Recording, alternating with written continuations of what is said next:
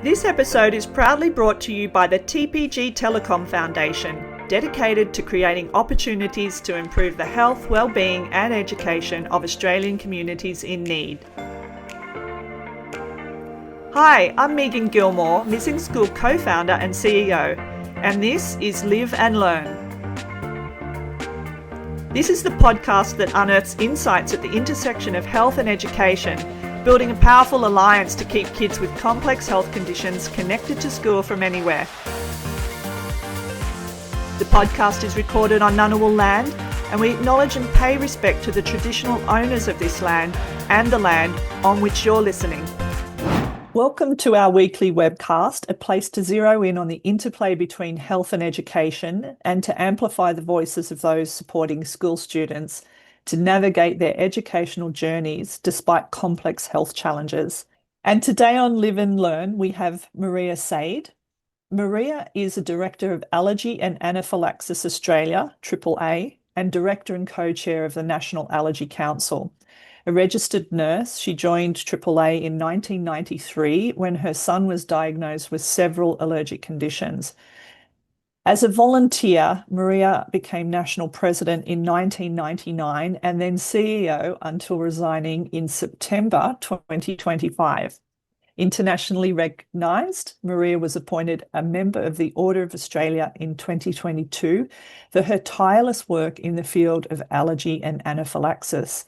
Welcome, Maria. We're so excited to have you on Live and Learn. Thanks for the invitation, Megan.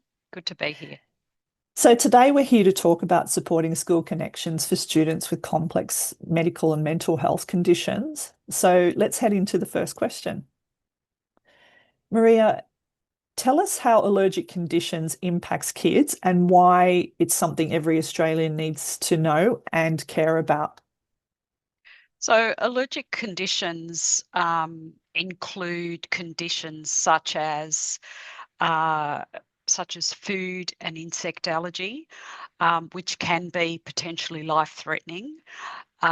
We know that food allergy affects many children, 8% of school-aged children. So it's important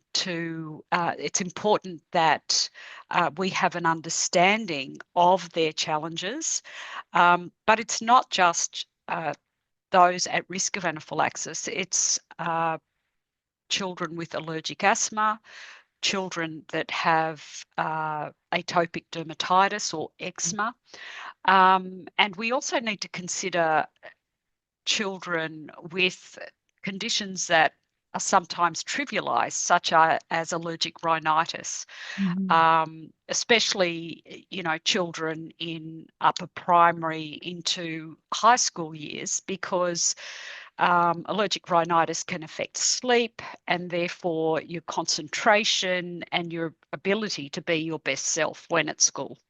It's certainly something every Australian needs to know and care about, especially when you're pointing out the number of children affected, which we'll get into a bit more detail later. So I guess many people probably assume things about allergic conditions.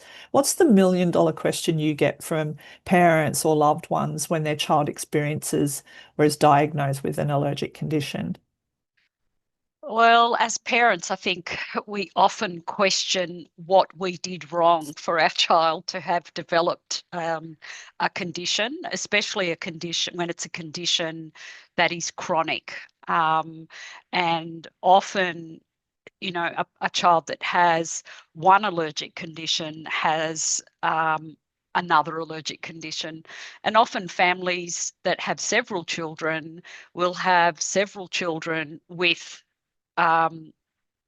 different allergic conditions. So allergic disease is a real burden on people because you need treatment to manage it, and sometimes compliance with that treatment can be challenging for children. So the ongoing management, whether especially if we're talking about the triggers of allergic reactions that can put someone in a potentially life-threatening situation, that can really affect a child's schooling. And whilst they don't miss bulk amounts of school, their schooling is certainly affected by it. Yes, thanks for pointing that out. And I think one of the most critical things about what you've said, in addition to the number of children affected, is that it is and can be life-threatening.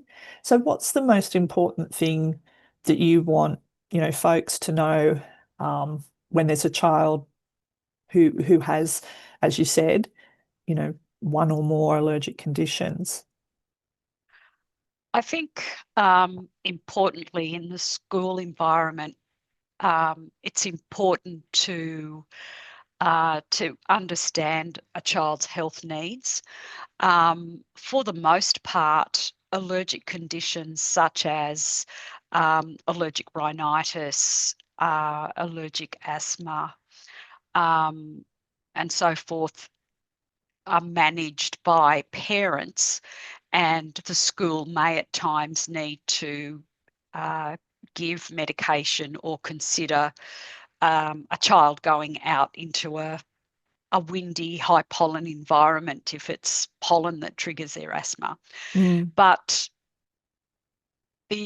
school, a child that has a potentially life-threatening allergy, especially when it's food, and children need to eat whilst they're at school, and they don't want to be different. They want to be like everyone else. But, we say to parents that we need to accept, and the children need to understand, that they are different and they have a special need, and that we need to work around how to keep them safe.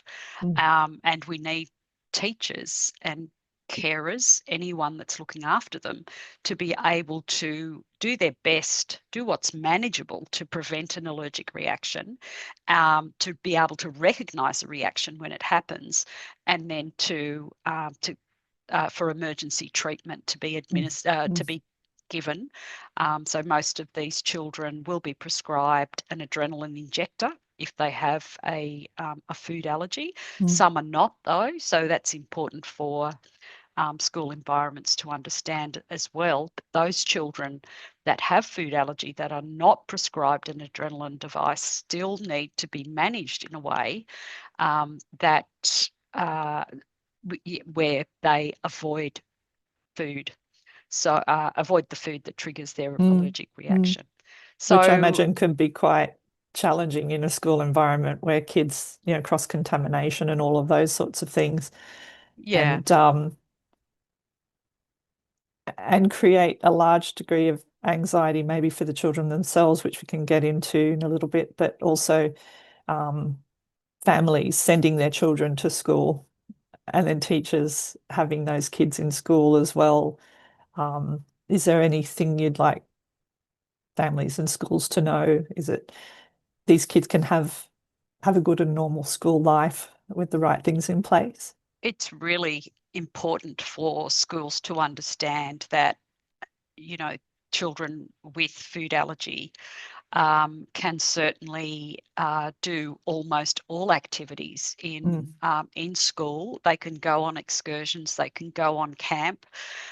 Some things do need to be done differently to increase safety, but it is critically important that these children are included, and that there are manageable accommodations, so that these children can participate and not feel like they are excluded.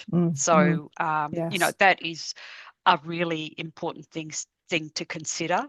There are times, though, that that an activity might be seen as an extreme risk. So if a school, for example, is taking a group of children to Thailand, and one of those children has a peanut allergy, and they're going to be in remote areas, and the risk may be too high. Mm. And that's really something that the school and the parent and the student, if the student's of an age where they need to be involved in that discussion as well, of course. Yeah. But almost always there can be things done to increase safety, so these children can be included in all activities. Which is very hopeful. And if you're willing to share, Maria, I think we know the answer to this, but if you're willing to elaborate, we'd love to know what brought you into the world of AAA Yep. or allergic conditions. Yeah, so look, my background's a nursing background, and I worked mainly in pediatrics and emergency. And then I had children, and it wasn't until I gave my second child a peanut butter sandwich when he was 12 months old, and he had an allergic reaction. I spoke to my GP at that point, and he said, "Oh, well, just don't give him peanut butter." And it was really downplayed for about 3 years. And he'd had other reactions during that time. So I removed peanut from home.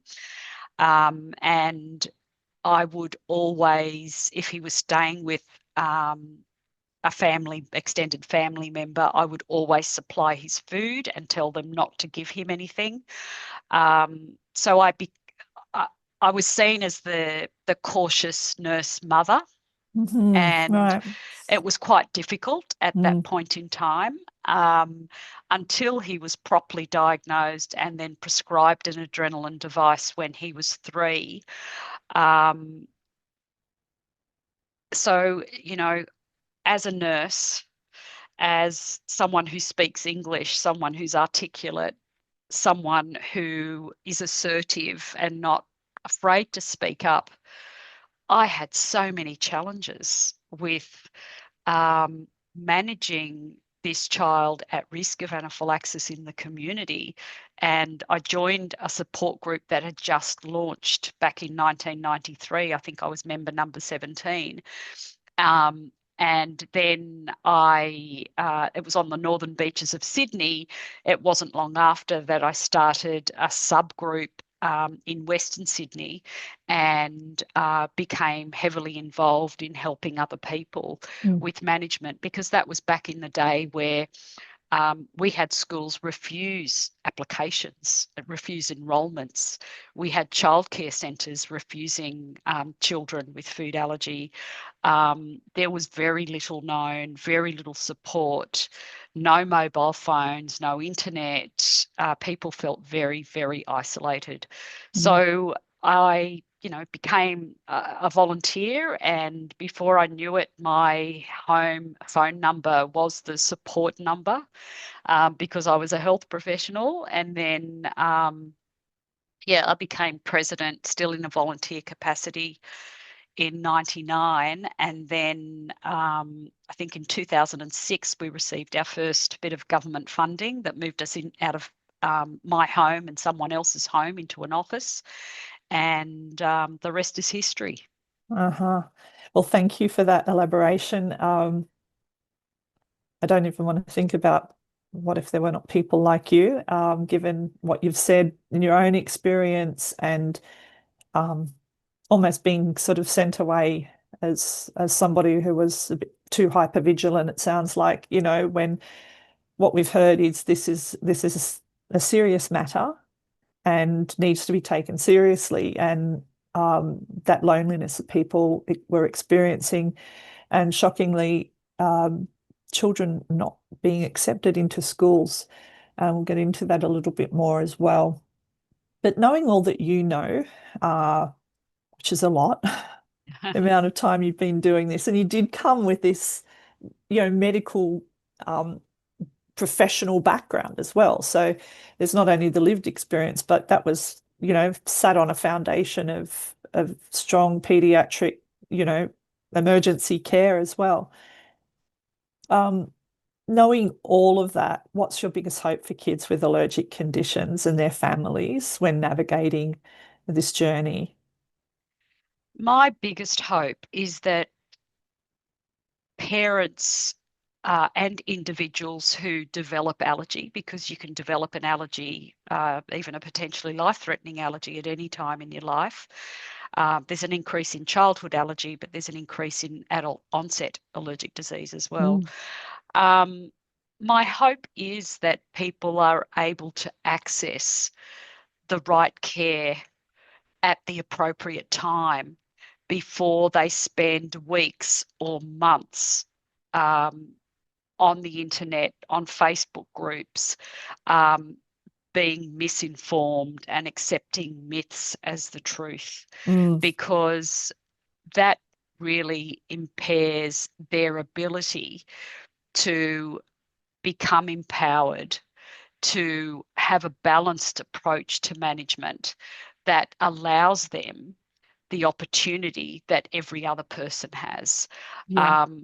There are people who are scared to eat out, for example, when they have a food allergy.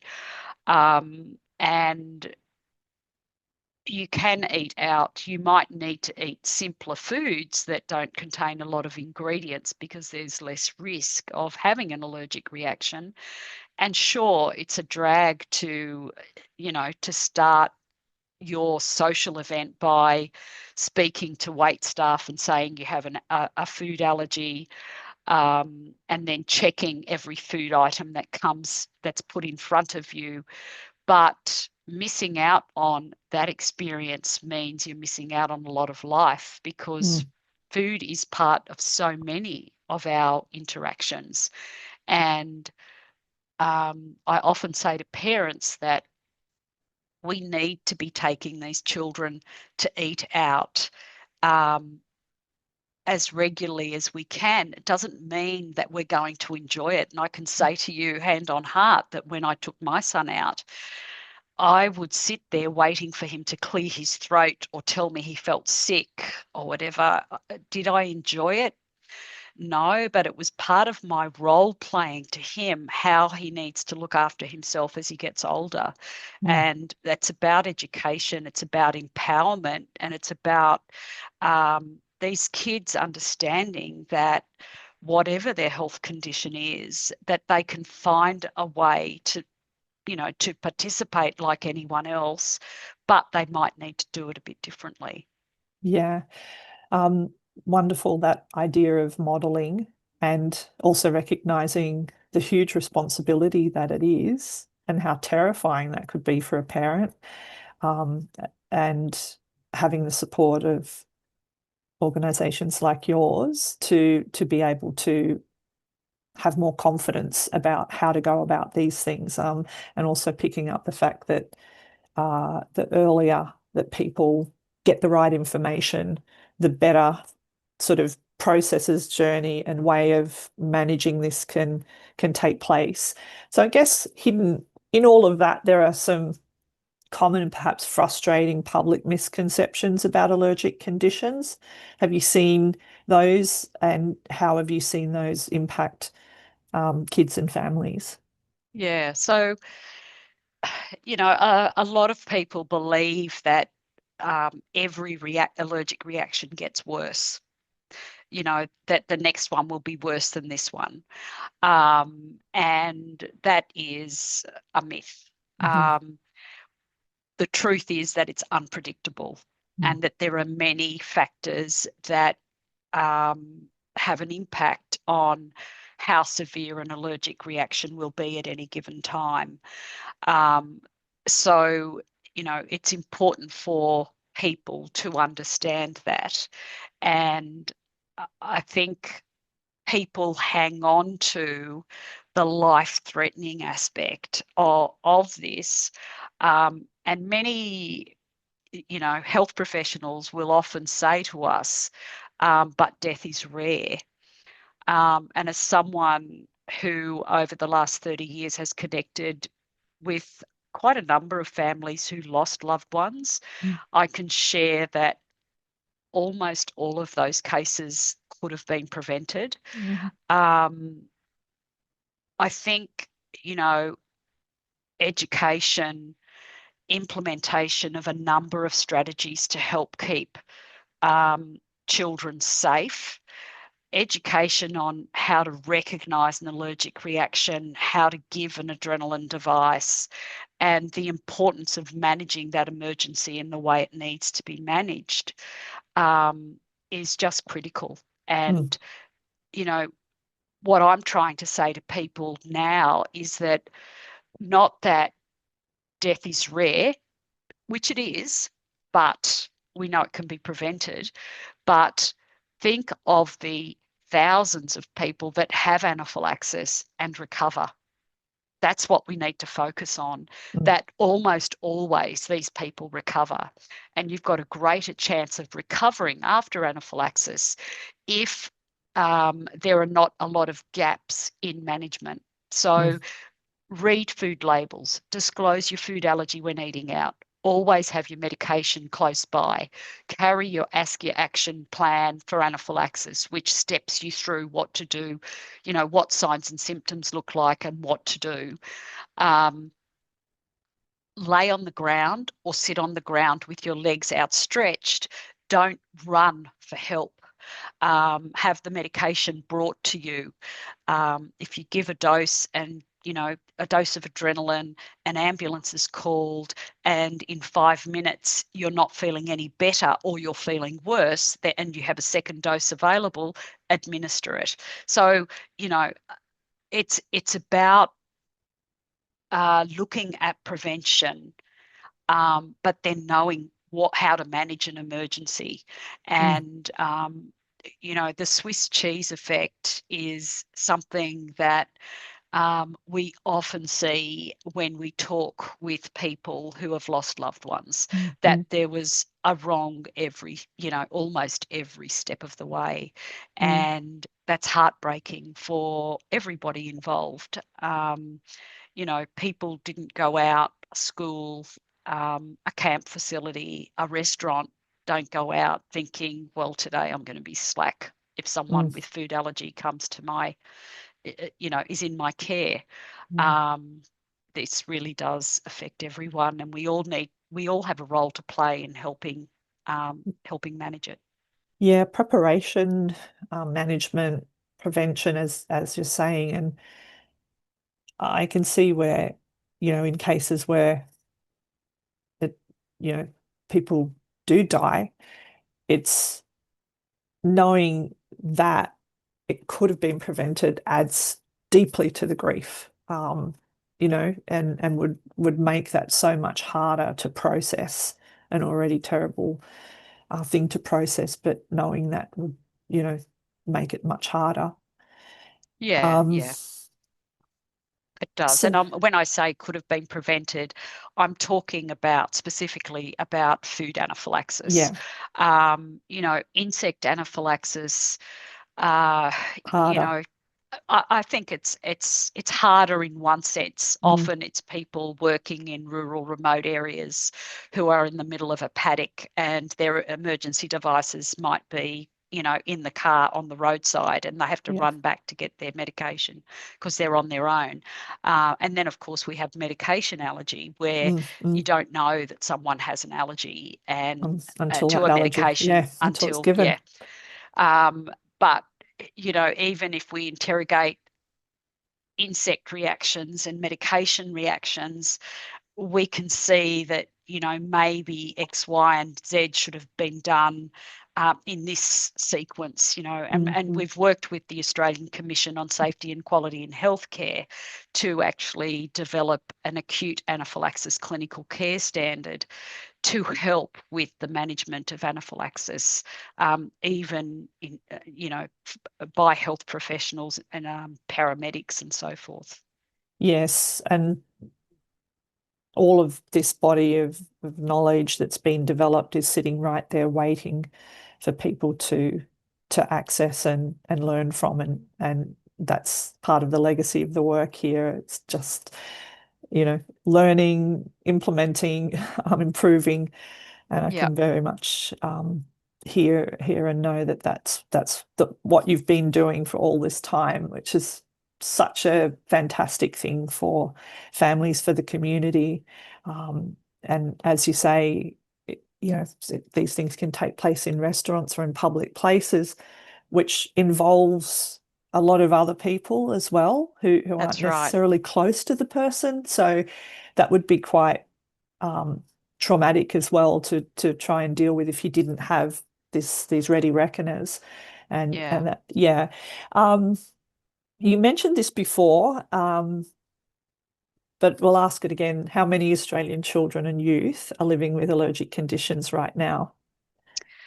Firstly, I'd like to say that back in 2007, there was an economic impact report that our peak medical body, the Australasian Society of Clinical Immunology and Allergy, released that showed that 4.1 million Australians had allergic disease. That report was again conducted in 2024. And the figure has doubled. We now have 8.2 million people with allergic disease. Roughly 8%, up to 8% of school-age children have allergic disease. Some of those children will outgrow allergies. I'm focusing now on food allergy, the 8%. Some of those children will outgrow allergies to foods such as milk and egg, leaving about 5% of teenagers with allergic disease. Right. And just to put that into perspective, with food allergy, sorry. 8% is around 320,000 school children, about 4 million, just over 4 million school students in Australia. So if I've done my maths correctly, it's a lot of kids. It's a lot of kids. And let me say that it was rare back in 1990 when my son was diagnosed. It is not rare now. 1 in 10 babies has a food allergy. 1 in 10. Wow. Okay. So, and that 4.1 million from 2014 to the doubling in the recent count, yes, is astonishing, and we can't get into it now, but what's causing this? Yeah. Is it because there's just been more awareness about it as well, that there's that is a contributing factor perhaps, but it's an important one for us to consider without getting into the detail, simply because our first question was, why should all Australians know and care about this? Well, that's what we're looking at. That's, as a significant increase, and tells us something about what's happening in our community in that respect. Yeah. Australia's seen as the allergy capital of the world. Wow. Okay. We were seen, as I said, it was rare in the 90s. My son was the only one in the school when he started kinder. You'd be hard pushed not to find at least one child in each classroom with food allergy now. And then, think of all the other allergic conditions that I've spoken of. It is very much on the increase. It's not just awareness. There's been a 5-fold increase in presentations of anaphylaxis to hospital emergency departments. So, it's an epidemic. There's a whole range of things sitting in there. The one that really jumps out at me is Australia being the allergy capital of the world. And if that's not a reason Australians should know and care about this issue, then I don't know what could convince us. I have my own thoughts about that as a person who experiences significant hay fever and so on, especially for some reason here in Canberra. There's, where I live. And you just notice. I was away on a holiday recently and I noticed that the rhinitis, it wasn't happening. And then I came back and straight away. I think it's plane trees and ryegrass. Yes. Canberra's well known. Yes. And so, the surrounding areas, because we're basically in the middle of the country. Yeah. And I think also probably with some my hereditary background from whenever Family ago. history. Yeah. So Australian native plants is something that sets me off as well. Right. Uh, and of course, Darcy, my son, the reason I started missing school, although he ended up with, blood disorders, one of the first presentations of his that something wasn't quite right was he was having allergic reactions to cold water. So Right. and like skin redness and swelling and lip swelling and it is really terrifying when you're bundling up a child from the beach and running up to Mm. you know Frighteningly. it is. I can attest to that anxiety that sits there when that's happening, of course, but also, as you're saying, just in living and Yeah. wondering, and then trying to, you know, don't suck icy poles. Don't have It's ice cream. yeah, it was really, really stressful. That's not there anymore at all. So um, it's just sort of sharing a personal perspective there, and that's a Mm. lot of people. So you've mentioned that there is a risk of delayed diagnosis. So I'm going to skip right ahead and just hit that point again, which is the question I had, and your petition to people to find out, to work it out, to get early advice and avoid social media and you know the myths and the other things that can delay that recognition, which can get you so much support. Are there Yeah. any other complications that you'd like to share with us about kids, specifically school kids, I guess, with allergic conditions and what they face? Is there, for example, an increased anxiety for them with this, or depression, or what does it look like? Yeah, there certainly is increased anxiety, and we often find that if a parent is anxious, the child is often anxious if we're Mm. talking about management of food allergy.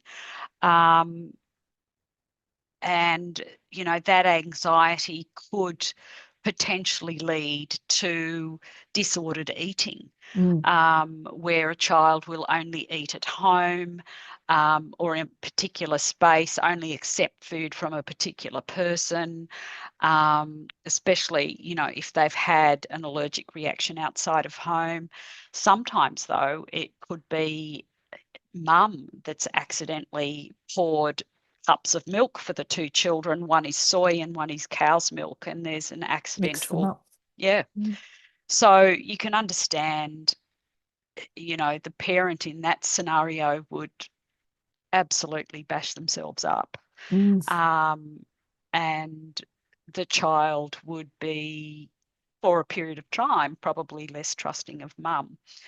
Accessing psychological support has been a bit of a problem because, and we're working on this with the Australian Psychological Society, developing a training course for psychologists so they Mhm. have an understanding of food allergy and anaphylaxis and what we see as normal treatment, as opposed to someone, being obsessive about reading a food label or asking whether food Mm. contains X, Y, or Z, because that's part of our normal management, for safety.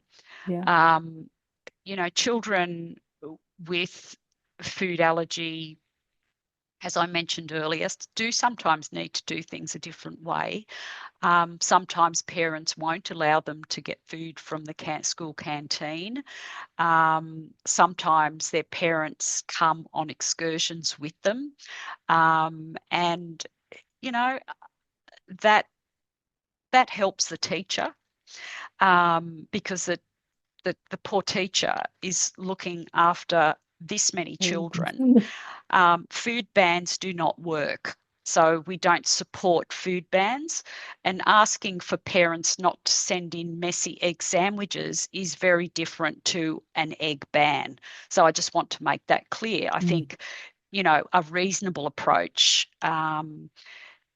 if a teacher's only got 3 6-year-olds that have got a peanut butter sandwich, then that's easier for that teacher to manage in that scenario. But once the child reaches an age where they can see that, one of the kids has got a peanut butter sandwiches and they know they're not allowed to share food, they eat only food that mum and dad have prepared, that they wash their hands before and after eating, then, that they can manage themselves in an environment where there are, where the food allergen is there. So, I think after anaphylaxis is also another important time where often the child can be traumatized, the parent can be traumatized. It's not a pleasant experience.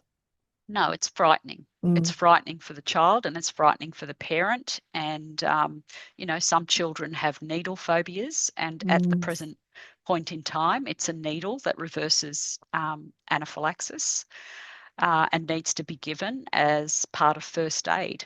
So, teachers who became teachers because they didn't want to be nurses are now being asked to administer adrenaline. Yeah. So we need to think about everyone in this picture and really support the community in making as normal an environment and experiences for people who are at risk. Yeah. And I think just now, as we're about to skip into a couple of details about school before we wrap up, on all these calls that I have with, people from different health organizations and community organizations, I think I've developed so much more empathy for teachers in our current world. There's a whole range of reasons why that is, but I just imagine how many children in a classroom have a chronic health condition, let alone with a mixed mental health condition.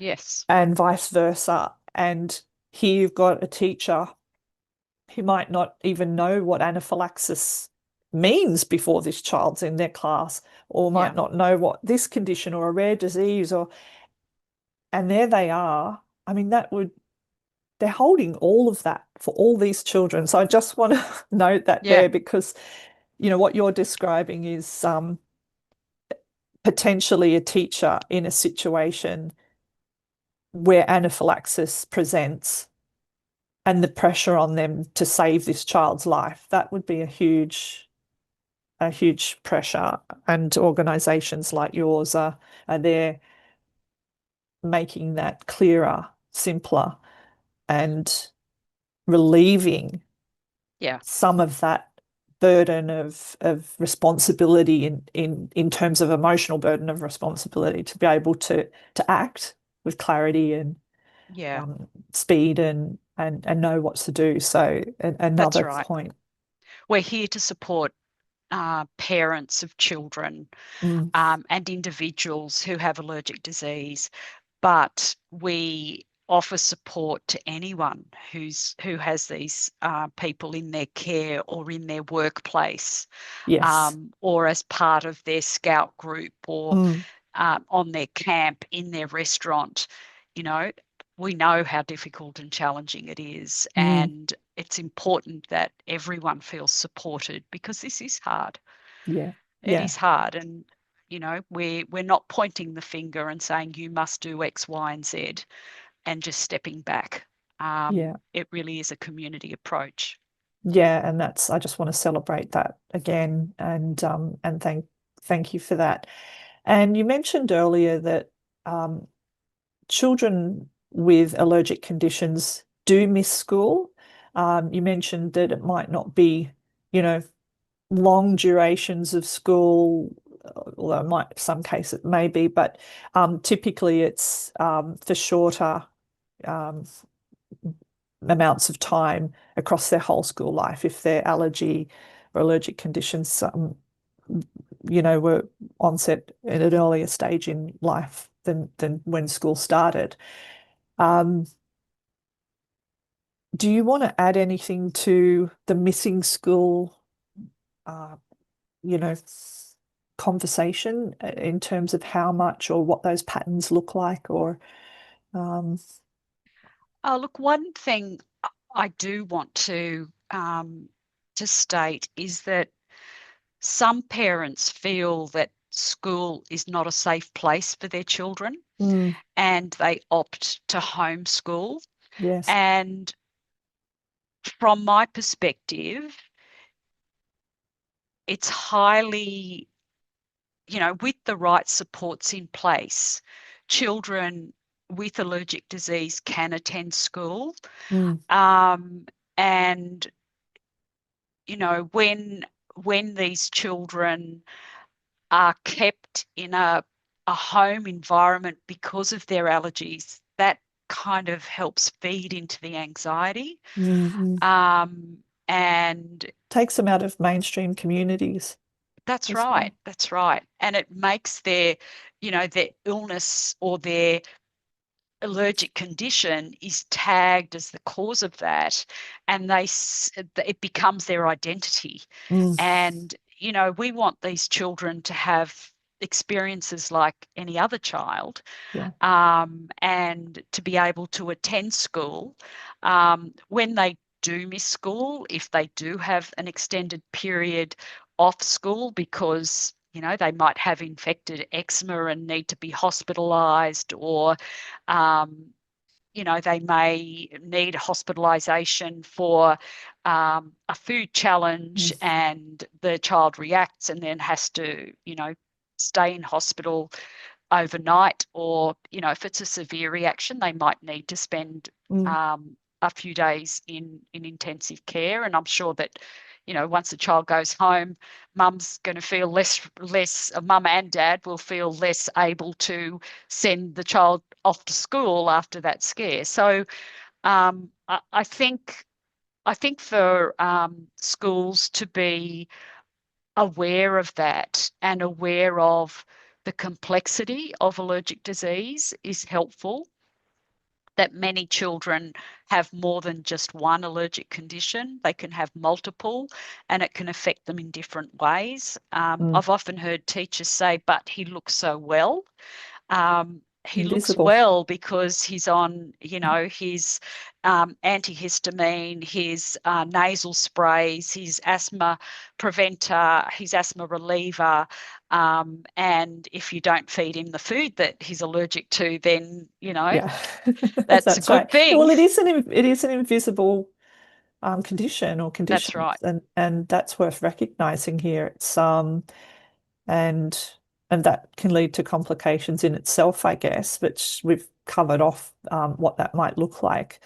Uh, so we, like you, are here, um, you know, for these kids. We truly believe that school continuity can happen through digital means if a child can't be at school for a period of time, in order to keep that continuity with their community school, their peers, who they see as many of whom they see as their friends, perhaps, and we're working to get um, this two-way digital connection hybrid models implemented across mainstream schools. I don't see that we can address chronic school absences, or intermittent absences any other way at scale. Yeah.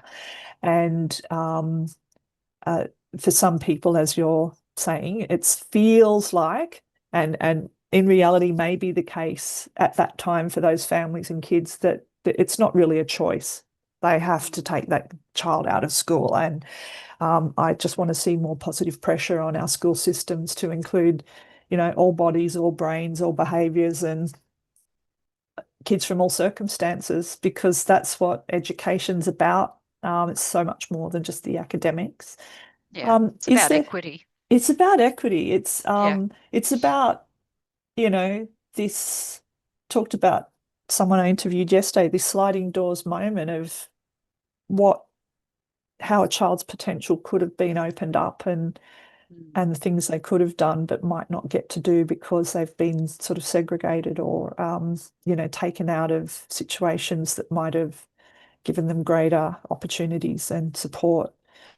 Really, really important to have this conversation. And I'm conscious of the time here, so I just want to skip to, is there anything you'd like to tell us that you haven't already said, to do with, critical times at school or things that you'd like to see change in schools that we really want to flag up here as we, reach the end of our conversation? What would a perfect scenario look like for you? I think you've covered it, but fill in any gaps for us.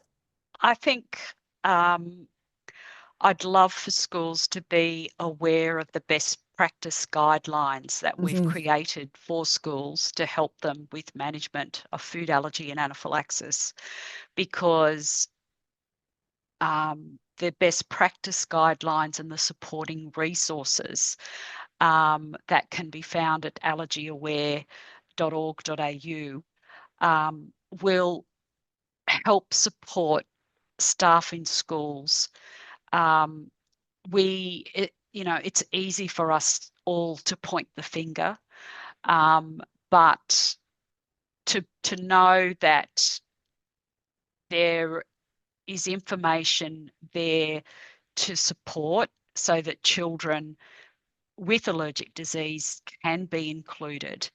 And I guess my other plea is for parents to be reasonable about what they're asking of the school, and to be more understanding of the fact that a teacher has many children with differing needs, several special needs, and that it is it's a give and take, and some things have heavier weighting. If it's a child with a potentially life-threatening food allergy, then that's something that really does need to be managed in an appropriate way. And but to not be dismissive of conditions that can affect a child's schooling, and to try and make accommodations where possible. Yeah, that's a great note to end on. And just before I do the shout out, well, no, I'll do the shout out to Allergic Conditions Australia. You'll find them at allergyfacts.org.au. That's allergy, FACTS.org.au. Go there, give generously, find the resources, find the support, help out if you can. Just a big shout out. And for Maria, I want to thank you for joining us today, but I also want to recognise your extraordinary contribution to Australia, to our community, and the work that you've done as you move into your next journey. I hope that it includes some more rest for you, but let's just take a moment to say Maria her home was the organisation, and her home phone number was the hotline. And here we are looking at an extraordinary body of work that has helped countless families and kids to live better lives, to be safer, and to really be able to get the best out of their world. So thank you for all your work, Maria, and for joining us today on Live and Learn. Thanks so much. Really great to speak with you this afternoon. Thanks, Megan. Thank you. Thanks everyone for tuning in. Help us turn up the volume so all kids are seen and heard. Follow along, like, share, comment, or leave us a review, because we love hearing from you. And if you want to donate, head to missingschool.org.au, because every dollar makes a difference.